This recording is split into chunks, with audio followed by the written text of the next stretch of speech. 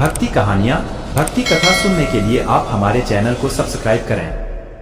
दोस्तों, अयोध्या में प्रकट हुए साक्षात लव और कुश कलयुग में ऐसा चमत्कार देखकर सबके होश उड़ गए। प्राण प्रतिष्ठा से पूर्व अयोध्या में कई बड़े चमत्कार हो चुके हैं, जिसमें गिद्धों का दिखना, भालुओं का दिखना, बंदरों के झुंडों का दिखना, जमीन में से मां सरयू नदी का प्रकट होना शामिल है। लेकिन इस चमत्कार को अभी तक का सबसे बड़ा चमत्कार कहा जा रहा है, जिसके पीछे की सच्चाई जानकर आपके पैरों तले जमीन खिसक जाएगी। आखिर क्या है पूरी सच्चाई? क्या सच में लव और कुश अपने धाम नगरी अयोध्या 22 जनवरी से पहले ही आ गए? मित्रों, राम जी से मिलने पहुंचे उनके दोनों पुत्र लव और कुश। क्या लव और कुश आज भी जीवित है? ऐसे कई रहस्य से आज पर्दा उठेगा। इसी के साथ बताया जा रहा है कि भारत के सबसे बड़े 4 शंकराचार्य मंदिर उद्घाटन में शामिल होने के लिए राजी नहीं हो रहे हैं। वहीं पर शंकराचार्य बता रहे हैं कि मंदिर अभी पूरी तरीके से तैयार नहीं हुआ है। और इसी के साथ बताया जा रहा है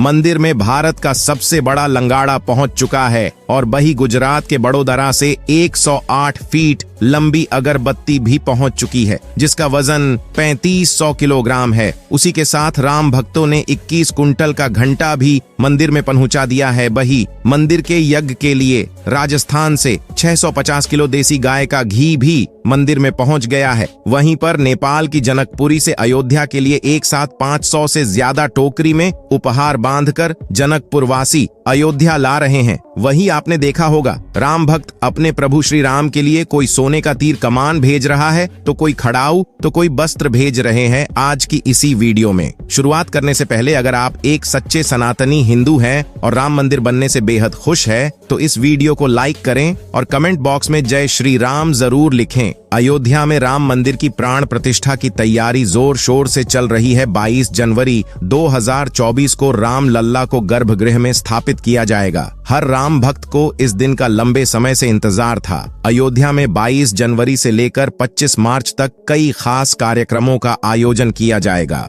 इस बीच मंदिर के गर्भगृह के निर्माण का काम 24 घंटे चल रहा है। 22 जनवरी को राम मंदिर में राम लल्ला की प्राण प्रतिष्ठा होने वाली है। किसी भी मंदिर में की जाने वाली भगवान की मूर्ति की प्राण प्रतिष्ठा का बहुत महत्व होता है। मूर्ति की प्राण प्रतिष्ठा के बिना भगवान का पूजन अधूरा माना जाता हमारे यहाँ है। आगे वीडियो में बताते हैं कि प्राण प्रतिष्ठा क्या होती है और जानेंगे लव कुश कैसे राम मंदिर में प्रकट हुए। सनातन धर्म में किसी भी मूर्ति की प्राण प्रतिष्ठा बहुत महत्वपूर्ण मानी जाती है। प्राण प्रतिष्ठा मूर्ति स्थापना के समय किया जाता है। किसी भी मूर्ति की स्थापना के समय उस प्रतिमा रूप को जीवित करने की विधि प्राण प्रतिष्ठा कहलाती है। प्राण शब्द का अर्थ जीवन शक्ति और प्रतिष्ठा का अर्थ स्थापना होता है। ऐसे में प्राण प्रतिष्ठा का अर्थ जीवन शक्ति की स्थापना करना या देवता को जीवन में लाना होता है। बिना प्राण प्रतिष्ठा के कोई भी मूर्ति पूजा के योग्य नहीं मानी जाती है। मान्यता है कि प्राण प्रतिष्ठा के जरिए मूर्ति में जीवन शक्ति का संचार होता है और वह मूर्ति देवता के रूप में बदल जाती है। अर्थात अब साक्षात प्रभु श्री राम अयोध्या राम मंदिर में निवास करने वाले हैं और जब स्वयं प्रभु एक बार पुनः अयोध्या आ रहे हैं तो उनके प्रिय बेटे व पुत्र लवकुश कैसे पीछे रह सकते हैं? क्योंकि जब प्रभु श्री राम जी ने जल समाधि के लिए गए तब उन्होंने लव कुश को अयोध्या का राजपाट सौंप दिया था। वही बताया जा रहा ही कि रावण का वध विभीषण ने ही करवाया था। राम जी ने वध करके लंका पर विजय पाई थी और पुष्पक विमान के जरिए जब वह फिर से अयोध्या लौटे थे तब प्रभु श्री राम के साथ विभीषण जी भी अयोध्या आए थे और कई दिनों तक अयोध्या में ही रुके थे। इसके बाद उन्होंने लंका का राज सिंहासन संभाला और लंका के राजा बन गए। यानी प्रभु श्री राम की भक्ति उनके लिए बहुत भाग्यशाली साबित हुई है, क्योंकि जो राम की शरण में आ जाता है उसका उद्धार निश्चित है। लेकिन क्या विभीषण आज भी जिंदा है? इसका जवाब आपको आगे की वीडियो देखकर पता चलेगा। हिंदू धर्म की पौराणिक कथाओं के अनुसार माना जाता है कि 8 महान विभूतियां आज भी सशरीर जीवित हैं, जिनमें से कुछ रामायण काल के हैं तो कुछ महाभारत काल के तथा कुछ विभूतियां उससे भी पहले के काल से आज तक जीवित हैं। पौराणिक मान्यता के अनुसार विभीषण, अश्वत्थामा, बलि, वेदव्यास, हनुमान जी, कृपाचार्य, भगवान परशुराम और मार्कंडेय आर्षि चिरंजीवियों में शामिल हैं। चिरंजीवी का अर्थ होता है जो सृष्टि के अंत तक जीवित रहे और जिसकी उम्र भी न बढ़े, और विभीषण भी इन्हीं चिरंजीवियों में से एक है जो आज भी इस धरती पर मौजूद है और अनंत काल तक जीवित जीवित रहेंगे। लेकिन यह वरदान आखिर उन्हें किसने दिया, यह बड़ा जानने का विषय है। भगवान राम के अनन्य भक्त विभीषण बाल्यकाल से ही धर्मपरायण रहे। वह अपने बड़े भाई रावण के धर्म विरुद्ध कार्यों का विरोध भी करते थे। उन्होंने लंका युद्ध में भी धर्म का पालन करते हुए भगवान राम का साथ दिया। इसलिए प्रभु श्री राम ने उन्हें सृष्टि के अंत तक अजर अमर रहने का वरदान दिया। जब कलयुग का अंत होगा उस समय भगवान विष्णु एक बार फिर से अवतार लेंगे जिसका नाम कल्कि होगा। तब ये 8 चिरंजीवी भगवान कल्कि का साथ देंगे और फिर से सतयुग की स्थापना करेंगे। इसका मतलब यही निकलता है कि विभीषण आज भी जीवित है। लेकिन आखिर प्राण प्रतिष्ठा से पहले उन्हें राम मंदिर में उन्हें कब और कैसे देखा गया? आगे वीडियो में जो घटना हम आपको बताने वाले उसे सुनकर आपके होश उड़ जाएंगे। ये घटना 11 जनवरी रात्रि 12 बजे की रोजाना की तरह सभी मजदूर राम मंदिर के गर्भगृह का कार्य करके अपने तंबू में विश्राम कर रहे थे। तभी मजदूरों को मंदिर के अंदर से प्रभु श्री राम के नाम जाप की ध्वनि सुनाई दी। अभी किसी भी अन्य व्यक्ति को रात्रि के समय राम मंदिर में घुसने की अभी अनुमति नहीं है। तब उन्हें ऐसा लगा कि शायद किसी आसपास के मंदिर द्वारा उन्हें ध्वनि सुनाई दे रही होगी, तो सभी मजदूर रात्रि में वापस सो गए। लेकिन सुभाष नाम के एक मजदूर को लगातार यह बात खटक रही थी। उसे वह आवाज राम मंदिर से ही आती प्रतीत हो रही थी, तो उसके मन में जानने की उत्सुकता हुई। आखिर इतनी रात्रि को राम मंदिर के अंदर राम नाम का जाप कौन कर रहा है? उसने अपने साथियों को उठाना चाहा लेकिन सभी गहरी नींद में थे। तब सुभाष अकेले ही राम मंदिर परिसर में पहुंचा। वे काफी महीनों से राम मंदिर के निर्माण कार्य का हिस्सा था। उसे राम मंदिर का एक एक दरवाजा, एक एक कोना अच्छी तरह से पता था। जब उसने राम मंदिर के गर्भगृह में झांक कर देखा तो वहां पर एक बहुत ही दिव्य पुरुष, जिनके अंदर से काफी तेज प्रकट हो रहा था। वे अपने हाथों में माला लिए राम नाम का जाप कर रहे थे। ऐसा लग रहा था मानो वे काफी दिव्य पुरुष हों और किसी पौराणिक समय से आए हों। उनके बैठने का तरीका और उनका अंदाज राजाओं की तरह मालूम पड़ रहा था। सुभाष यह नजारा देखकर दंग रह गया। इसके बाद सुरेश अपने साथी मजदूरों के पास गया और उन्हें यह सारी सच्चाई बताई। और जब सब मिलकर राम मंदिर गर्भगृह तक पहुंचे तो सभी के होश उड़ गए, क्योंकि वह दिव्य व्यक्ति वहां से गायब हो चुके थे। क्योंकि रात्रि का समय चल रहा था तो सभी लोग सुभाष की बातों को भ्रम समझ रहे थे और कोई भी उसकी बात को मानने को तैयार नहीं था। लेकिन सुभाष जानता था उसने जो देखा है वह बहुत बड़ा चमत्कार है। लेकिन उसके मन में एक ही सवाल था कि रात्रि 12 बजे राम मंदिर में राम नाम का जाप करते हैं वह दिव्य पुरुष आखिर थे कौन? क्योंकि आज के समय में किसी भी पुरुष के अंदर इतना तेज नहीं हो सकता। उनका संबंध पौराणिक काल से ही हो सकता है। और अगर रामायण काल की बात करें तो 2 ही शख्सियत हैं जिनके होने का दावा आज भी कलयुग में कहा जाता है। पहले हैं हनुमान जी और दूसरे हैं विभीषण। तो पूरी संभावना यही है कि सुभाष ने राम मंदिर में रात्रि के समय जिस महापुरुष को देखा था वह राजा विभीषण हो सकते हैं, क्योंकि वह आज भी धरती पर जीवित है और 8 चिरंजीवियों में से एक है। ऐसे दिव्य मौके पर राम मंदिर में कई चमत्कार लगातार हो रहे हैं। जहां कहीं दिव्य शक्तियां भी राम भगवान के स्वागत के लिए अयोध्या आ पहुंची है। राम मंदिर के उद्घाटन की तैयारी अब अंतिम चरण में है। इस बीच एक और जहां श्री राम जन्मभूमि तीर्थ क्षेत्र ट्रस्ट लगातार तैयारी की जानकारी साझा कर रहा है, वहीं राम मंदिर के इस महायज्ञ में देश का हर राम भक्त अपनी आहुति अर्पित कर रहा है। आने वाली 22 तारीख के मौके पर कई संत महात्मा और जिन भक्तों ने राम मंदिर के लिए संघर्ष किया वो सभी अयोध्या पहुंचेंगे। न केवल 22 जनवरी को बल्कि 12 जनवरी से ही मेहमानों का अयोध्या जाने का सिलसिला शुरू हो जाएगा। रामनगरी में 11,000 से ज्यादा VIP मेहमानों के स्वागत की तैयारी की जा रही है। एक समय था जब यहीं अयोध्या में रामलला टेंट में विराजमान थे। आज पक्का घर सिर्फ रामलला को ही नहीं बल्कि पक्का घर देश के 4 करोड़ गरीबों को भी मिला है। रामायण के समय में अयोध्या को स्वर्ग कहा जाता था। देवता इस स्वर्णिम नगरी कहते थे क्योंकि यह नगर चारों तरफ से हर प्रकार की सुविधा से युक्त था। लेकिन जब मुगल आक्रांताओं ने भारत पर आक्रमण किया तो पूरे अयोध्या नगर को उजाड़ कर रख दिया। मंदिर के ध्वस्त होने के बाद कई सालों तक यह भूमि वीरान रही और किसी भी हिंदू सनातनी को इस क्षेत्र में आने की अनुमति तक नहीं थी। लेकिन पुनः प्रभु श्री राम जी की कृपा हुई।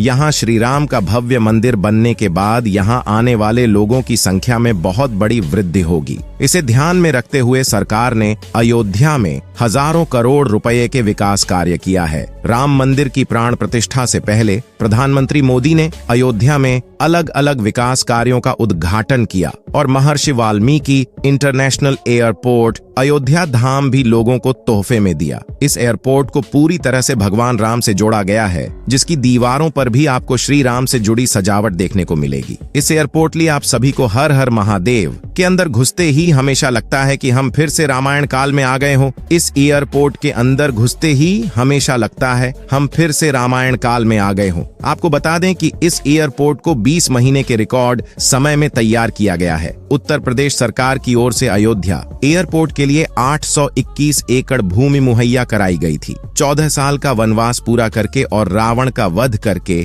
जब भगवान श्री राम पुनः अयोध्या पहुंचे थे तो अयोध्या के घर घर में दिवाली मनाई गई थी। हर घर में दीपक प्रज्वलित किए गए थे। तो जब अब पुनः प्रभु श्री राम अपने धाम को लौटने वाले हैं तो हम 140 करोड़ देशवासी आखिर कैसे पीछे रह सकते हैं। अयोध्या में विवादित स्थल पर 500 साल बाद प्रभु श्री राम के मंदिर निर्माण और श्री राम लल्ला की स्थापना के जश्न में 22 जनवरी को सिर्फ देश ही नहीं बल्कि पूरी दुनिया दिवाली की रोशनी से जगमग होगी। अयोध्या से पीएम मोदी ने देश के सभी 140 करोड़ लोगों से 22 जनवरी के दिन अपने घरों को श्री राम ज्योति नामक दीपक की रोशनी से अपने घरों को जगमग करने का आह्वान किया है। प्रधानमंत्री ने लोगों से हाथ जोड़कर यह प्रार्थना की है कि सभी देशवासी प्रभु श्री राम लल्ला की अयोध्या वापसी के जश्न में अपने अपने घरों को दिए से जगमग कर दें। यानी पूरे देश में इस बार 22 जनवरी को ऊर्जा, आशा,